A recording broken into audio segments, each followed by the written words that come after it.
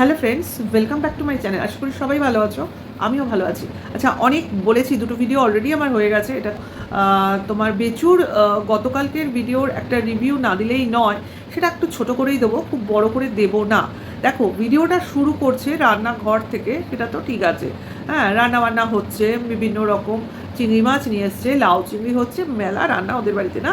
ফুলকপি দিয়ে রিঠে মাছ খুব রান্নাবান্না মা করছে। হ্যাঁ, করতেই পারে, কিন্তু কাটাকুটি তুমি দেখেছো? হ্যাঁ, ওর মা খুব শার্পলি করে, নিশ্চয়ই করে, কিন্তু ভাই এত রকম রান্না কিছুদিন ধরে একটু বেশি চোখে লাগছে। যাই হোক, দেখলাম মাও কিছু আসর জমিয়ে বসেছে একটা সময়, ব্লগিংয়ের একটা সময়। আবার বাবাও কিছু লোকের সঙ্গে বেশ বসে বসে, বাবা দাঁড়িয়ে, একজন চেয়ারে বসে। মিস্ত্রি হবে না বলো? কারণ মিস্ত্রিকে নিশ্চয়ই চেয়ারে গিয়ে দেবে না বসার জন্য।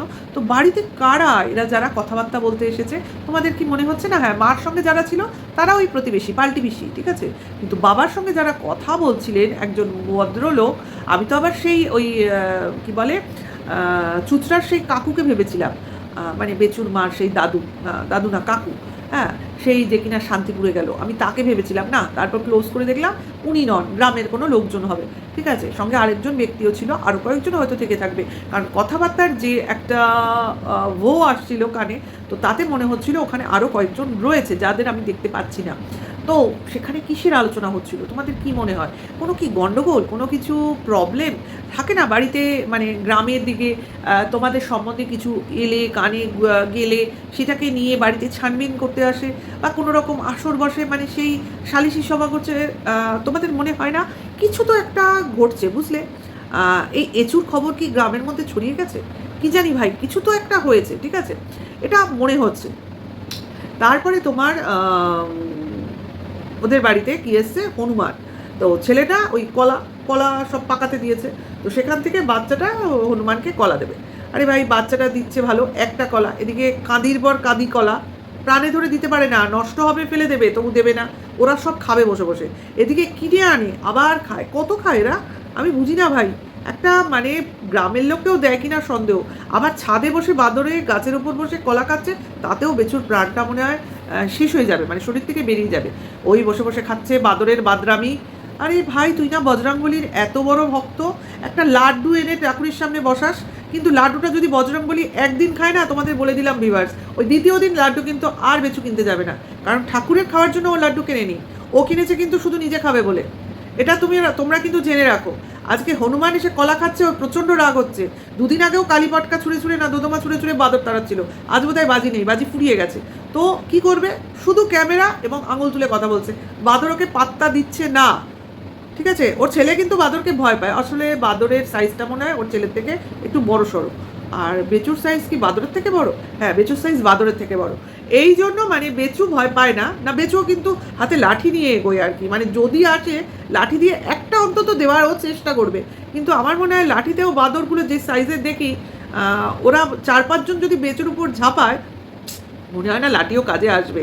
বেচুর মোবাইল তো গেলই, বেচুর চুল কটা থাকবে কিনা সন্দেহ। আর দাঁত বেচুর মুখে অনেক, এই আমার মতো আর কি, মানে অনেক দাঁত মুখের ভেতর যুদ্ধ করে। আমার থেকেও ভালো দাঁতগুলো, বাজে কথা বলে লাভ নেই। একদম পরপর, আমার তো দেখে মনে হয় সেটিংসটা, দাঁত সামনের পাটি উঁচু, একদম উঁচু, কিন্তু সেটিংসটা পুরো পরপর, মানে সাজানো পাটি, দেখলে মনে হয় যেন বাঁধানো দাঁত, কিন্তু না, দাঁতগুলো সুন্দর। যদি ওপরের দাঁতটা একটু চাপা হতো তাহলে কিনা আরও ভালো লাগতো। যাই হোক, সেটা তো ওর হাতে নেই, ভগবানের হাতে। আর মার হাতেও ছিল খানিকটা, যদি ছোটোবেলা থেকেই তো বোঝা যায় উপরের পাটি নিচের পাটি কোন পাটি উঁচু হচ্ছে। তো যদি একটুখানি নাকের তলা দিয়ে এই জায়গাটা চেপে চেপে দিত, তাহলে হয়তো একটু হলেও চাপা হতো, বেশি উঁচু, তাই না? যাই হোক, দাঁতগুলো ভালো, পরিষ্কার, সাদা, কিন্তু উঁচু। কিন্তু দাঁত ওই হনুমানের হাতে পড়লে টিকবে কিনা সন্দেহ। ভয় লাগে ভাই, হনুমানকে আমি ভীষণ ভয় পাই। হনুমান আমি বেশি দেখেছিলাম হচ্ছে একবার হচ্ছে তোমার ওই উদয়গিরি খণ্ডগিরির ওখানে, আর দেখেছিলাম হচ্ছে দক্ষিণেশ্বরে, এখনও গেলে দেখতে পাই। আমি ওই জায়গাটা যাই না, প্রচণ্ড হনুমানের উৎপাত, হাত থেকে জিনিস ফল টল গেলে তো ওদের দিতে হয় না, ওরা কিনে নিয়ে চলে যায়। যাই হোক, এটা হলো কথা। আর তোমার তারপরে হলো গিয়ে খাওয়া দাওয়া।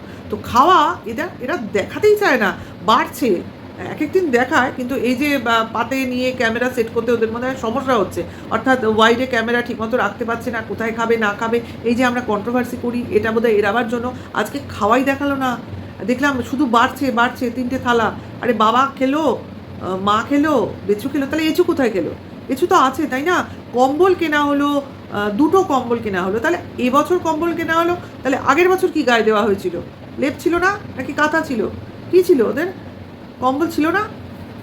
শীতকালে তো গায়ে দিয়েছে, দেয়নি? দিয়েছে, নিশ্চয়ই দিয়েছে, কিন্তু এবছর কম্বল কিনেছে। তা হতে পারে বাড়িতে মেম্বার বেড়েছে, তার জন্য কম্বল কিনতে হয়েছে, আবার ডবল, সিঙ্গেল সিঙ্গেল নয়। এটাই বুঝলাম না। আমরা আজকালকার দিনে কেউ কিন্তু ডবল কম্বল কিনি না, আমরা সবাই সিঙ্গেল কিনি, কারণ গায়ে দিয়ে সিঙ্গেল হিসেবে, তাই না? একজনের সঙ্গে আরেকজন ঠিক শোয়া যায় না, এ একবার টানবে, ও একবার টানবে, তার কি যার যার কম্বল তার তার। এই মানে অনেক দিন পর দেখলাম একটা ডাবল কম্বল। এরকম ডাবল কম্বল টম্বল দেখবে যখন নতুন বিয়ে হয়, তখন মানুষ বিয়েতে দান করে, ওই দেয় না, বিয়ের সময় শয্যা দেওয়া হয় যেভাবে, আমাদের এটা নিয়ম আছে, মানে শয্যাটা তোমার দিতে হবে, সে খাট দাও আর না দাও, মানে বালিশ, লেপ, কম্বল, তোষক। আমাদের তো আবার কি জানো, দাঁড়াও বলছি, কি পাটি, ঘটি আর ছাতা, এটা ছাড়া বিয়েই হবে না। পাটি দিতে হবে, ঘটি দিতে হবে আর ছাতা, এছাড়া বিয়ে হবে না। এই তিনটে জিনিস দিতে হবে।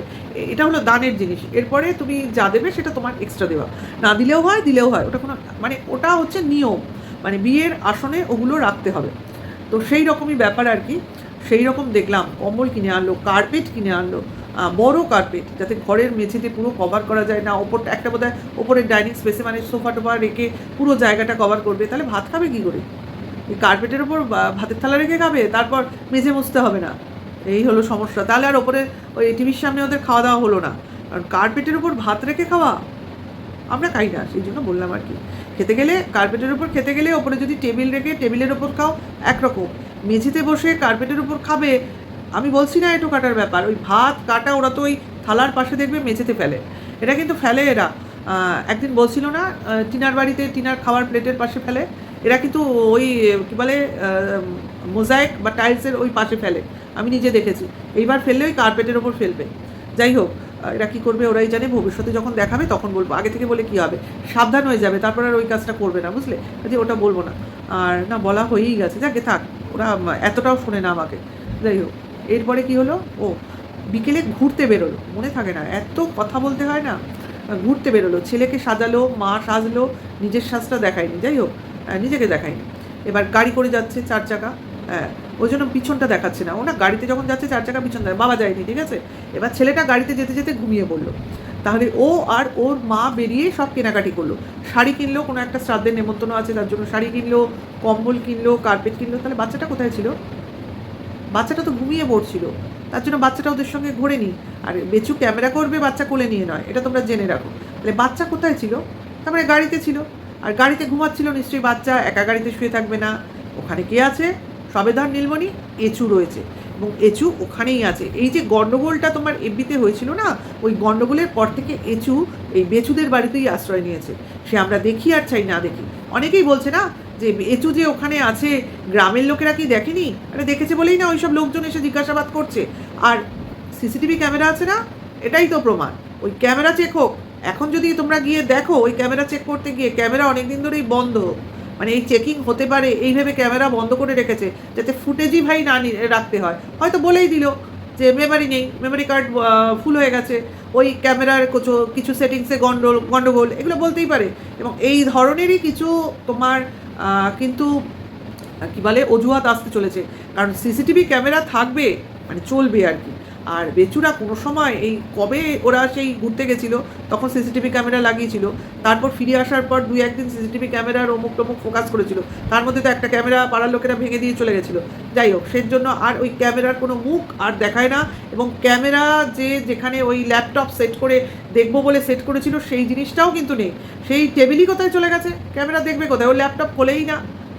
বুঝতে পারছো, যদি থাকতো সিসিটিভি ক্যামেরা চালানো, হ্যাঁ, তাহলে কিন্তু বেচু না দেখিয়ে থাকতো না, এটা তোমরা জেনে রাখো। এবং এটাই সত্যি কথা, ওই সিসিটিভি ক্যামেরা মোটেও চলে না, এবং ওই মেমোরি কার্ড হয় বলবে শেষ হয়ে গেছে, নয় কোনো গণ্ডগোল আছে, মানে প্রবলেম করছে, সিসিটিভির লোক এসে সারায় না, অমুক করে না, এইসব বলবে। যেভাবে ওই জিও ফাইবার নিয়ে বলেছিল, ওর কী বলে টিভি কানেকশান নিয়ে, ওই রকমভাবেই বলবে। কারণ ও কিছু কিছু জিনিসের ঝামেলাকর জিনিস না সঞ্চয় করে রেখে দেয়। কাজেই বোঝা গেল যে এসব কেনাকাটি হয়েছে, এচু এবং ছেলে গাড়ির মধ্যে ছিল, এবং এচুকে ওই জন্যই তো নিয়ে যাওয়া, তাই না? সে গভর্নেন্স কাম হেল্পার কাম টিচার কাম বেস্ট ফ্রেন্ড, ঠিক আছে, বেস্ট ফ্রেন্ডই বলি। কারণ এখন তো ফ্রেন্ডশিপই রয়েছে, কারণ যে স্ট্যাটাসটা আমরা দেখেছি, আমি বিয়ে করতে চাই, বিয়ে হয়নি এটা বলেছে, ঠিক আছে? তাহলে আমরা ধরে নিচ্ছি উঠবি, হতেও পারে। কিন্তু তার উপস্থিতি অনেকেই বলবে এ চোখে কি তোমরা দেখতে পাচ্ছ, কিন্তু ভাই আমরা উপস্থিতি টের পাচ্ছি, কনসিকোয়েন্সেস যাবে কোথায়? কারণ এগুলো তো আমাদের মানে ইনটিউশন কাজ করছে। অনেকেই বলবে, বিশেষ করে ওই দালাল দিদি, জানো তোমরা কি বলে বেচুকে ওখানকার লোক কিভাবে চেনে, কত ফেমাস জানি তো, ওই জন্যই তো কিছু গাড়ির থেকে বেরোই না, গাড়ির ভেতর কাচের মধ্যে আটকা থাকে, ওকে নিয়ে বেরোয় এই না কত। হ্যাঁ, ওকে নিয়ে যদি রাস্তায় হাঁটে তাহলে তো বাবা ফুটেজের পর ফুটেজ আসতেই থাকবে। হ্যাঁ আসবে, দুদিন পর আসবে, যখন কিনা ওই যে সব কিছু হাতের মধ্যে কবজা হয়ে যাবে, কিন্তু সেই সময়টা তো কবে আসবে? আসবে না মনে হয়, কারণ তার আগেই তো ব্লান্ডার হয়ে গেল একটা বিশাল। তো কেনাকাটি করে ফেরত এলো, ফেরত এসে তো দেখানো টোকানো হলো। এবার রাত্রে কী হবে, রুটি তৈরি হবে, সঙ্গে কেনা ওই কী বলে চানা চানা মশলা, ঠিক আছে ভালো। কিন্তু রুটি করবে কে? আটা মাখবে, রুটি করবে, বেচু বলে দিল মা আর আমি করবো। কিন্তু তারপরেই চলে এলো ভাসান চলে এলো, ভাসানের ডায়লগ মারতে মারতেই বেচু বলছে এই তো মা রুটি করছে, ওই তো ঠাকুর আসছে, যাই ছাদ থেকে গিয়ে দেখে আসি। বলতে বলতেই মা বাইরে থেকে এলো, আবার বাইরে চলে গেল। মানে ঠাকুর দেখতে ওর মা কিন্তু ব্যস্ত ছিল, ঠিক আছে? তাহলে রুটিটা ওই সময় করলো কে? তাহলে বলবে আপনার কি, আগে করেছে পরে করেছে, করেছে তো কেউ, হ্যাঁ সেটাই হলো কথা, করেছে তো কেউ বটে, আগে করুক পরে করুক, বেচু মা করুক এচু করুক, করেছে, কারণ রুটি ছিল, রুটি খেয়েছে, এটা পরিষ্কার। কারণ ভাতের হাঁড়িতে ভাত ছিল না, আর বাচ্চা অলরেডি খেয়ে নাকি ঘুমিয়ে পড়েছে। বাচ্চা জেগেছিল নাকি? গাড়ি থেকে যে সেই যে ঘুমিয়েছে, বাচ্চাকে কি জাগাতে পেরেছিল? তাহলে কিন্তু বাচ্চাকে ওই জিনিসপত্র দেখানোর সময় বাচ্চাকে দেখা যেত। বাচ্চা জাগেইনি, বাচ্চা খাবে কি? বোঝা গেল? বাচ্চা উঠবে কিন্তু সেই 3টের সময়, মানে ভোর 3টের সময় উঠবে বাচ্চা, তখন উঠে বাচ্চা খাবে, ঠিক আছে? কারণ বাচ্চা সন্ধেবেলা ঘুমোলে আমরা বেচুর মুখে অলরেডি জানতে পেরেছিলাম যে বাচ্চা সেই ভোরবেলা ওঠে 3টের সময়, যখন কিনা বেচুর মা ওঠে। আশা করি বোঝাতে পেরেছি, এর বেশি আর বলছি না। তোমরা অবশ্যই বেচুকে ওয়াচ করো এবং আমাকেও দেখো, ভালো লাগলে লাইক কমেন্টস করো, নেক্সট ভিডিও ওয়েট করো, টাটা বাই।